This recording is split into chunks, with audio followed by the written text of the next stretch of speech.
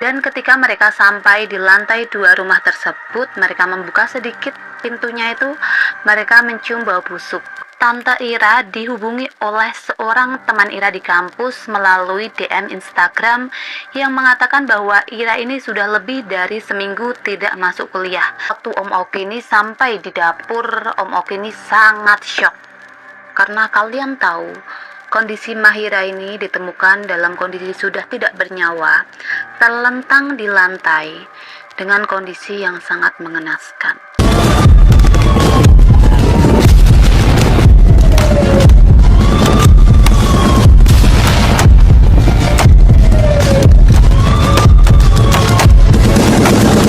Hai, Assalamualaikum warahmatullahi wabarakatuh. Nama aku Lisa dan ketemu lagi sama aku. Gimana kabar kalian?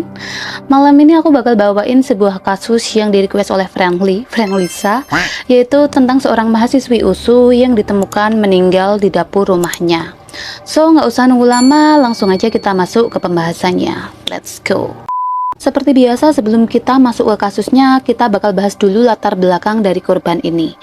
Mahira Dinabila adalah seorang mahasiswi sosiologi Fakultas Ilmu Sosial dan Politik di Universitas Sumatera Utara atau FISIP USU.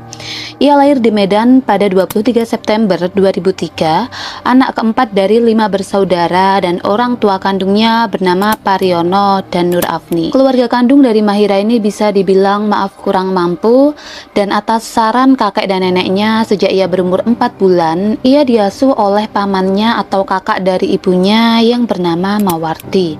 Karena pada saat itu ya, pamannya ini meskipun sudah berkeluarga selama 8 tahun, tapi keluarga pamannya ini tidak juga diberi momongan.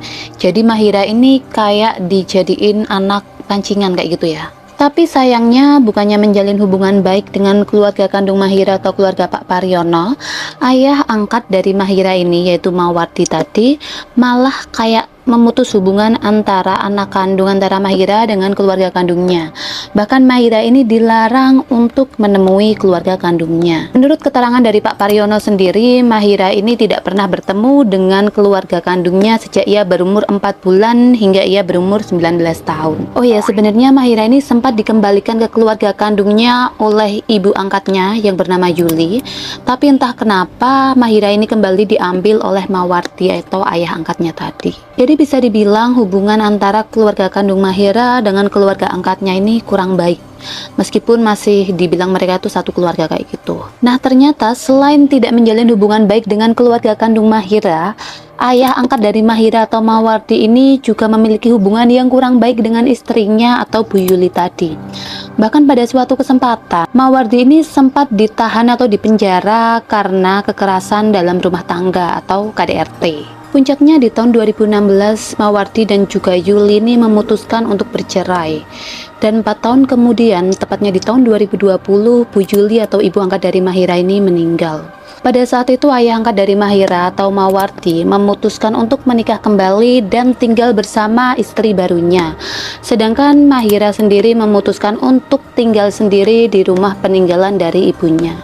Jadi waktu persidangan perceraian antara Mawardi dan juga Bu Yuli, rumah mereka ini diputuskan jatuh ke tangan Bu Yuli.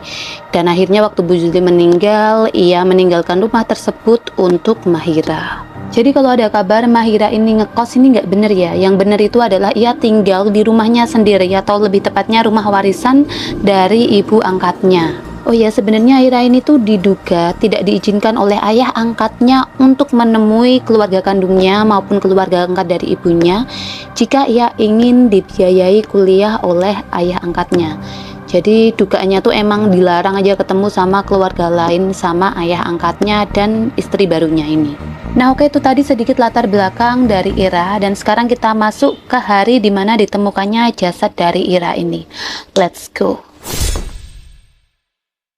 Pada hari Rabu 3 Mei 2023, tepatnya pukul 11 malam, Tante Ira dihubungi oleh seorang teman Ira di kampus melalui DM Instagram yang mengatakan bahwa Ira ini sudah lebih dari seminggu tidak masuk kuliah. Sementara pada saat itu mereka sedang menjalani ujian. Selain itu, menurut teman-temannya, Ira ini sulit untuk dihubungi, jadi nggak bisa dihubungi sama sekali kayak gitu.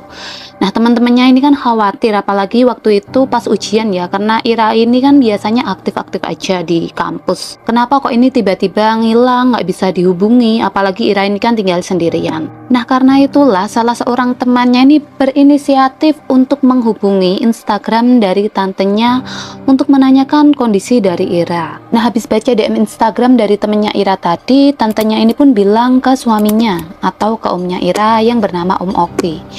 Om Oki ini pun akhirnya mengecek HP-nya dan dia baru menyadari bahwa ternyata terakhir kali ia berhubungan atau berkomunikasi dengan Ira itu di tanggal 23 April.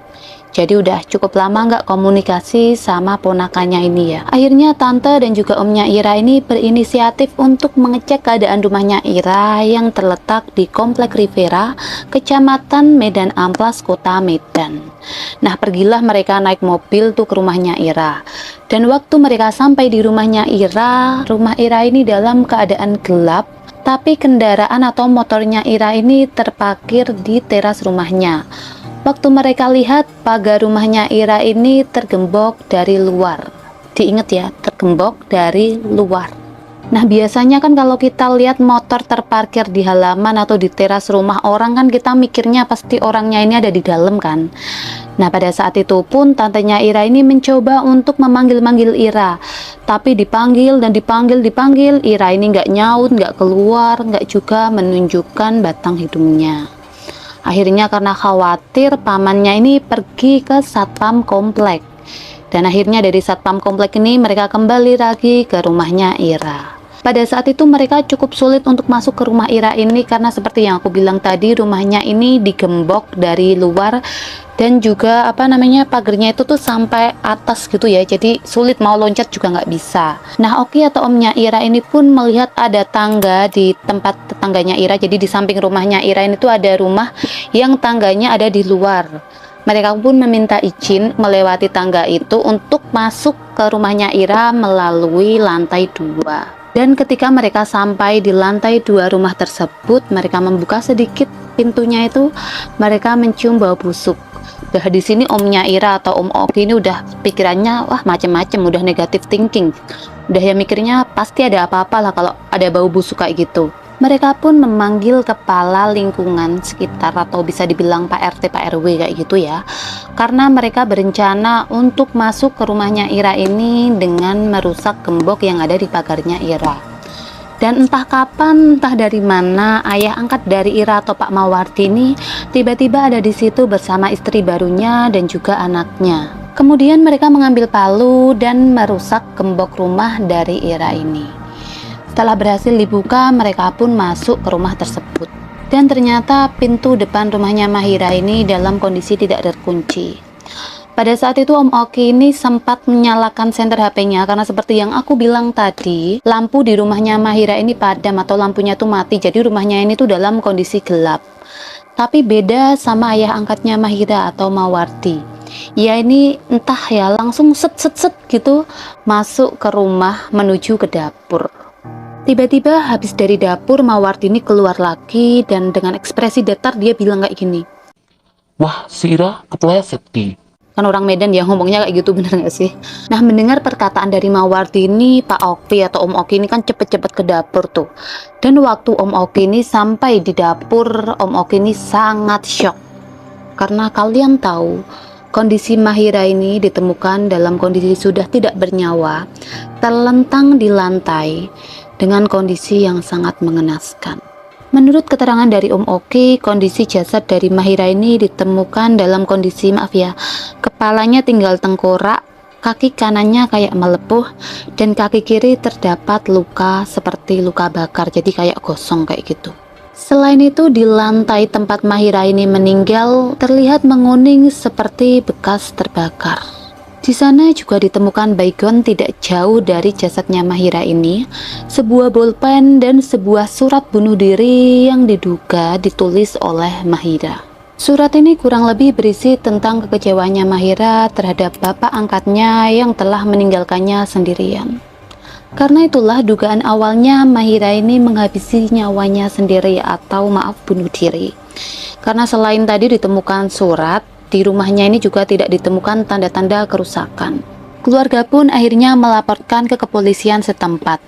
Oh ya, pada saat ini tuh sempat terjadi cekcok antara keluarga ibu angkatnya Mahira dengan istri barunya ayah angkatnya. Kenapa? Karena pada saat itu ya ayah angkatnya Mahira ini ingin jasad Mahira ini segera dikuburkan pada saat itu juga. Karena ya nggak tahu lah, mungkin menurut dia kasihan atau gimana juga kurang tahu. Bahkan ayah angkatnya ini tidak ingin jasad Mahira ini diotopsi. Jadi satu-satunya pihak keluarga yang ingin jasad Mahira ini tidak diotopsi hanyalah ayah angkat dari Mahira atau Mawardi dan juga istri barunya. Nah, akhirnya jasad dari Mahira ini dievakuasi di pagi harinya, tepatnya di tanggal 4 Mei, ke RS Bayangkara Medan. Dan jasadnya ini juga dimakamkan di hari yang sama. Tapi setelah dimakamkan, jasad Mahira ini kembali dibuka untuk diotopsi atas permintaan dari ayah kandungnya, yaitu Pak Pariono. Akhirnya jenazah dari almarhum Mahira pun diotopsi pada tanggal 15 Mei 2023 kemarin dan hasilnya keluar 15 hari kemudian. Harusnya sekarang udah keluar ya, tapi aku belum dapat info terbaru dari hasil otopsi Mahira ini. Kalau ada yang tahu, kalian bisa komen di bawah ya. Misal kalian tahu info hasil otopsi atau apapun tentang Mahira, kalian bisa komen di bawah. Nah, sekarang aku bakal jelasin beberapa kejanggalan yang terjadi pada kasus meninggalnya Mahira ini. Yang pertama, rumah tergembok dari luar. Tadi aku bilang kan, ingat, rumah tergembok dari luar. Ya, menurut logika kita aja, kalau misalnya kita ada di dalam rumah, pasti kita gembok rumah itu dari dalam kan, bukan dari luar. Selain itu, menurut keterangan dari Om Oki, mendiang ibu angkat dari Mahira atau Bu Juli ini mengatakan bahwa jika rumah tergembok dari luar, itu berarti bahwa keluarga mereka tidak ada di dalam rumah. Tapi ya menurut logika kalian aja lah, masuk akal atau enggak kalau misalnya orang ada di dalam tapi rumahnya itu digembok dari luar? Ada yang perlu dipertanyakan atau enggak? Yang kedua, ayah angkat menolak untuk otopsi. Seperti yang udah aku jelasin tadi, Mawardi atau ayah angkat dari Mahira ini menolak untuk jasad Mahira ini diotopsi. Bahkan Mawardi ini terkesan memburu-buru atau tergesa-gesa meminta jasad Mahira ini segera untuk dimakamkan pada saat itu juga. Menurut kalian apakah ini wajar ataukah ya ada yang ganjil lah? Kenapa kok ayah angkat dari Mahira atau Mawardi ini meminta jasad Mahira segera dimakamkan dan tidak diotopsi, sementara keluarga besar, entah keluarga kandung ataupun keluarga dari ibu angkatnya ini sepakat meminta untuk jasad Mahira ini diotopsi? Gimana menurut kalian? Komen di bawah. Kejanggalan yang ketiga adalah kondisi jasad yang mengenaskan. Seperti yang udah aku jelasin tadi, kondisi jasad dari Mahira ini ditemukan dalam kondisi yang sangat menyedihkan. Bahkan untuk dugaan awalnya tadi, karena bunuh diri ini sangat aneh ya, kalau kondisinya misalnya emang bunuh diri kok kondisinya sampai ada luka bakar dan lain sebagainya. Kejanggalan yang keempat, surat bunuh diri yang ditemukan di TKP ini diduga palsu. Kenapa bisa begitu? Ini dikarenakan karakter tulis dari Mahira atau karakter Mahira biasa menulis itu dalam kondisi tegak dan lurus. Sementara surat yang ditemukan di TKP ini, karakter tulisnya itu miring dan agak bersambung. Jadi pihak keluarga dari Mahira ini sempat mencocokkan antara surat bunuh diri itu dengan karakter tulis Mahira di catatan-catatan sekolahnya atau catatan-catatan dia di kampus, dan ternyata itu sangat berbeda. Selain itu, dalam surat ini Mahira ini menyebut ayah angkatnya dengan sebutan bapak. Sementara dalam kesehariannya Mahira ini memanggil ayah angkatnya ini dengan sebutan papa. Gimana? Menurut kalian yang biasa dengar kasus-kasus kayak gini, kan biasa ya mencocokkan tulisan bunuh diri yang nggak sama tulisan korban. Ini menurut kalian apakah ini ada kejanggalan ataukah enggak? Komen di bawah. Dan yang terakhir, entah kenapa ayah angkat dari Mahira ini enggan memberikan HP-nya ke pihak kepolisian. Sementara seperti yang kita tahu ya, HP-nya ini bisa menjadi barang bukti ataupun petunjuk mengenai kematian dari Mahira. Nah, itu tadi beberapa kejanggalan di kasus meninggalnya Mahira ini. Kasus ini masih berjalan sampai sekarang, dan informasi terakhir yang aku dapatkan, kasus ini telah diambil alih oleh Satreskrim Poltabes Medan, dan HP almarhum Mahira beserta barang bukti yang lain telah dibawa ke Jakarta guna diperiksa. Kita doakan semoga Mahira ini segera mendapat keadilan yang seadil-adilnya dan juga mendapat tempat terbaik di sisinya. Amin. Harapan dari keluarga sendiri, kita bisa sama-sama bantu kawal kasus ini sampai selesai, sampai tuntas, karena seperti yang kalian lihat banyak banget kejanggalan di kasus Mahira ini. So itu tadi pembahasan tentang kasus Mahira yang terjadi di Medan. Kalau kalian punya pendapat atau informasi baru mengenai kasus ini, kalian bisa komen di bawah. Dan misal kalian punya request atau saran-saran selanjutnya aku bahas apa, kalian juga bisa komen di bawah. Terima kasih udah nonton video ini sampai selesai. Buat yang belum subscribe channel aku, bisa di subscribe di bawah biar kalian gak ketinggalan video-video terbaru dari aku.